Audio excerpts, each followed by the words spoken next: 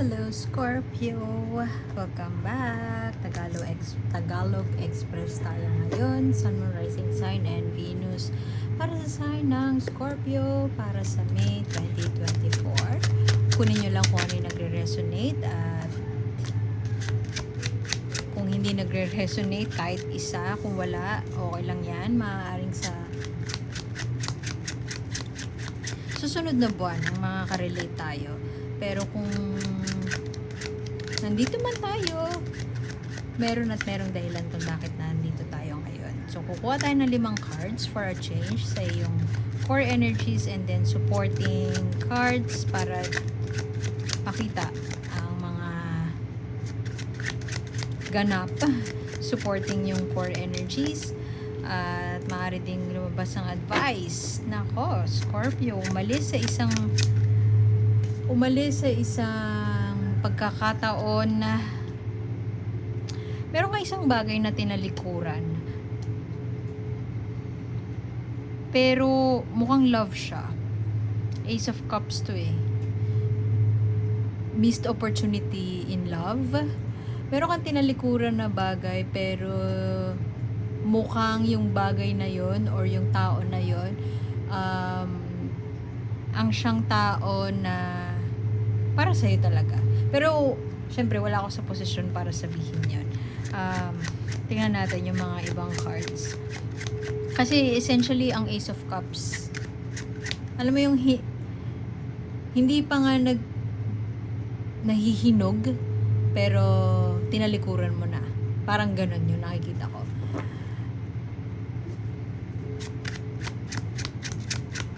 Hindi binigyan ng chance na yumabong ang isang bagay at hindi ka makatulog ka iisip sa ginawa mo na yun. Pero maaaring major siya, malaking dagok yun dun sa iniwan mo. Pwede ding sa'yo kasi mukhang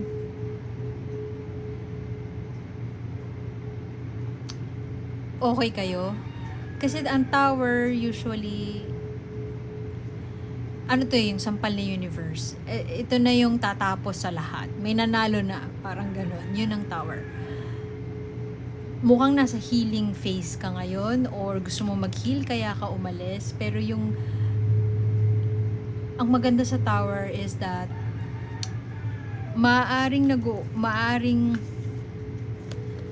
mental anguish or maaaring hindi ka makatulog dahil sa desisyon na yon. Pero yung desisyon na yon ay isang pagkakataon para makapagsimula ng panibago. Maaaring yung pag-alis mo ay isang desisyon na parang nagising ka na lang, nakipag-break ka, yung gano'n. Nagising ka na lang para gawin yung isang bagay na yon. Pero ayoko sabihin na hindi pinag-isipan eh. Kasi bago para lumabas yung tower, hindi siya bigla lang.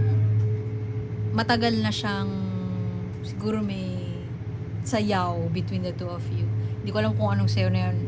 Kayo lang makakapagsabi kung ano yun. Kasi pwedeng flirting lang yun, flirting stage, pwedeng courtship phase, pwedeng marriage yun. So may yung dance na yun, love dance between the two of you, matagal na siya. Hindi siya nangyari overnight. At wow, tower ulit. Mukhang this May magko-continue pa yung dance na yon. Kasi maaari kasing may pagsisisi at maaari din na alam mong tapos na pero hindi pa fully.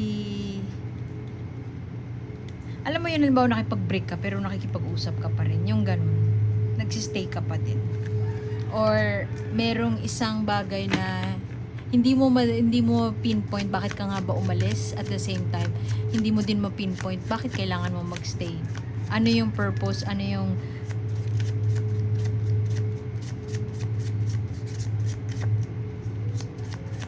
dahilan bakit mabuting umalis or bakit minabuti mong umalis o ano yung dahilan bakit kailangan pa magstay kasi wala din namang point. Yung ganun. Although, itong tao na to, feeling ko, pwedeng Cancer, Scorpio, Pisces siya.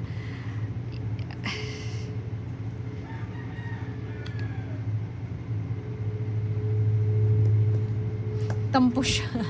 Pwede din ikaw na bakit ko ba ginawa kasi yan, yung ganun. Pero yung iba sa inyo maaaring kasal,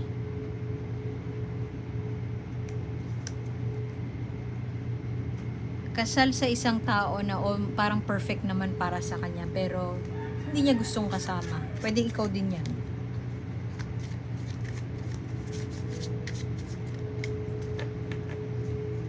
Princess in the Pio.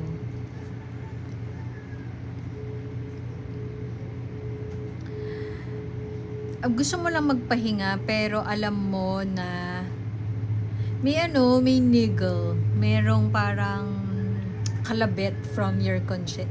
Mula sa konsensya mo na parang, huy, meron ka pang tatapusin or huy, kailangan mo nang gawin to.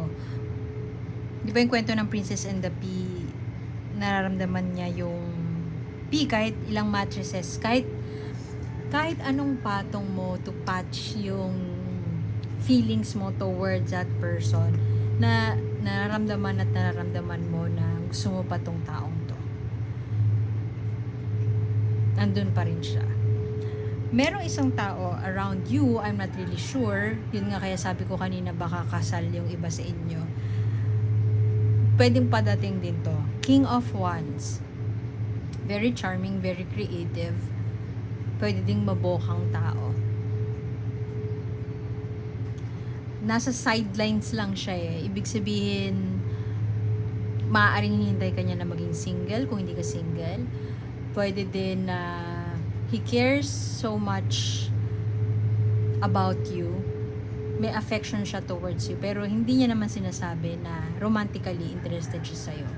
So, kahit ako, hindi ko din alam kung may gusto siya sa'yo. Ikaw ang makakapagsabi nun. Itong tao na to, definitely, actually, ikaw din makakapagsabi nun Gusto ko sana sabihin, better than yung iniwan mo na bet mo pa. King siya Page lang yung isa. Siguro nasa exploration phase pa lang yung tao na iniwan.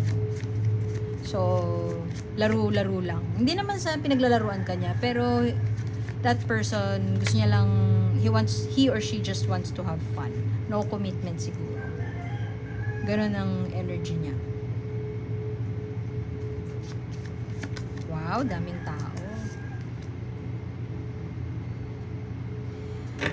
Feeling ko desidido ikaw, Scorpio, na tapusin na siya. Kasi gusto mo nang ma-restore yung balance. Kung hindi ka na makatulog, gusto mo nang makatulog ulit.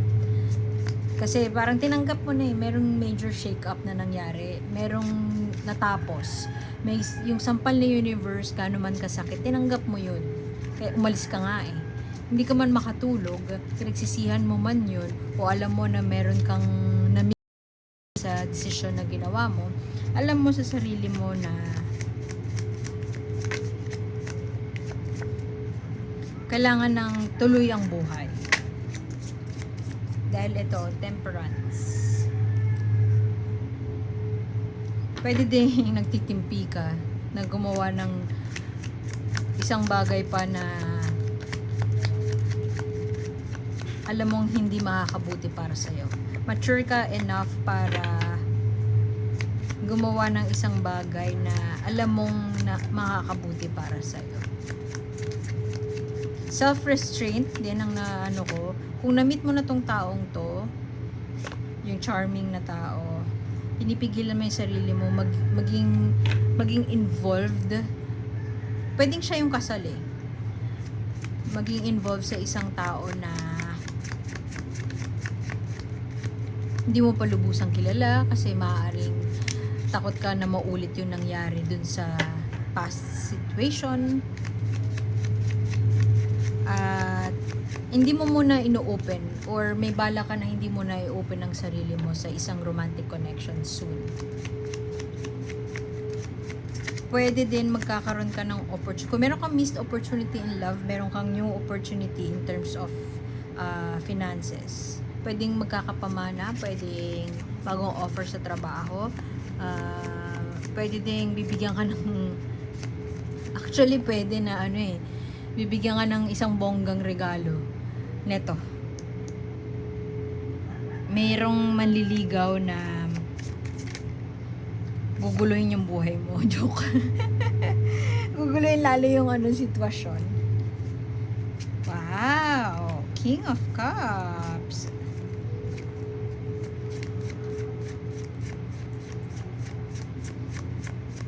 Pwedeng hindi lang isa yung magiging maliligaw mo. Pwedeng Cancer, Scorpio, Pisces yung isa. Tapos sabi ko nga, ay Aries, Leo, Sagittarius yung isa. Maghihintay siya sa'yo. Pwede ding ito yung I don't know who this is. Pero somebody will send you a message of love. Pwedeng yung isa kasi hindi mo na sila pasundot-sundot lang ng regalo pero hindi aamin na nililigawan ka. Yung isa naman hindi siya magbibigay ng bonggang gifts pero deep down inside na nandyan siya para sa'yo. Pwedeng kaibigan mo tong isa Tapos this person will send you a message of love. Aamin siguro.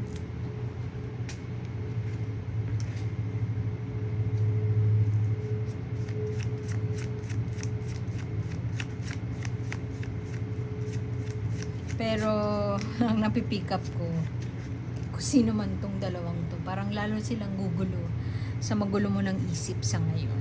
So mukhang pahinga muna.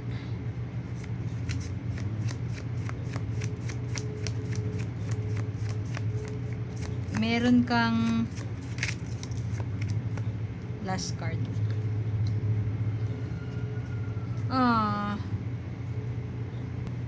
Merong desire sa'yo na magsimula ng bago. Maaaring i-assert mo, sasabihin mo dun sa dalawang bagong parating na parang tigil na muna, parang hindi ako ready for a commitment, hindi ako ready for a relationship. Meron kang ipo-pursue or i-communicate mo yun ng maayos, ng malinaw na ito ang ko ngayon, ito ang gusto ko ngayon, tantanan nyo muna ako. Hindi ganun mismo yung form na sasabihin mo, not in that way, pero parang ganun yung gist. And medyo may pag-iingat sa puso natin ngayon. Pero overall, as a ending card in your spread, tingin ko, i-close mo na tong chapter na to. Palalayain mo na yung sarili mo dito. Parang, na siya, mark of an ending, mark of a new era. I mean, hindi ka pa towards the new era, pero more of, isasarado mo na tong part na to. Pwede din kasing betrayal to. Pwede ding masasara mo siya in a way that malalaman mo na tama yung decision mo sa pag-alis kasi malalaman mo na niloloko ka lang pala nung tao na yon. Kasi sa ngayon, siguro medyo iniisip mo tama ba yung naging decision ko, feeling mo, actually sinasabi ng cards na missed opportunity in love siya, at napapaisip ka dun sa nangyari na shake up na yon. At parang feeling mo hindi pa yata hinog na tapusin mo pero tinapos mo na. Hindi pa nahihinog, tinapos mo na.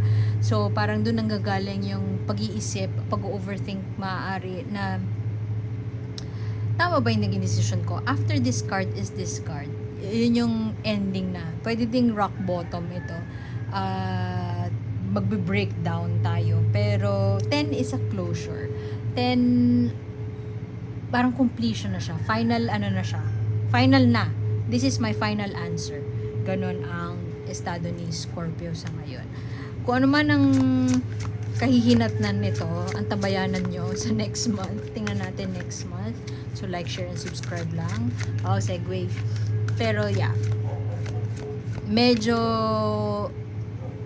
isip tayo ng isip sa ngayon. Kasi 9, 10, tas Page of Swords, nasa headspace mo ikaw, marami kang iniisip, marami kang, hindi masyadong hindi siya masyadong depression, more on sa utak, more on nag-iisip ka ng paraan paano paninindigan yung naging decision mo, paano ka mag-move forward from there, ano bang gagawin mo from here. Nag-iisip ka ng mga paraan para matapos sa to agad. Kasi completion, perfect card to end this reading, 10 of Swords.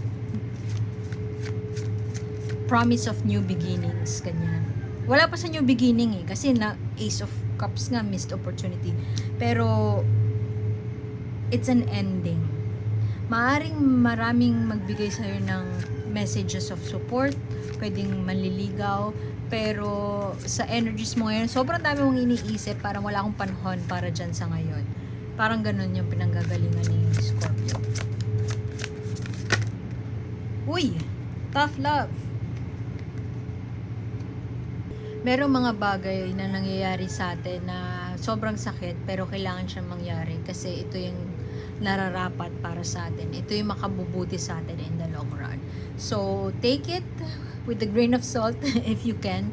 Take it, hindi ko sinasabi na huwag niyong seryosohin. Embrace nyo lang, yakapin nyo yung pain kung nasasaktan tayo, yakapin nyo yung, yung overthinking na yan, pero wag nating tambayan. So, maaaring binibigay sa atin yung dose ng harshest medicine na pwede ibigay sa atin yung universe simply because meron tayong matututunan from here. So, this is also a sign na gagaling na. Healing is on the way at you'll feel better soon. So, it's an affirmation, it's I would say guarantee from the universe na soon enough, magiging okay ang lahat. Ayaw mo hindi mo man nakikita sa ngayon, pero magiging okay ang lahat. So, iwan ko na yun doon, Scorpio. Salamat for sa pagbisita at sana makita ko kayo next time. Like, share, and subscribe. And see you soon. Salamat. Bye.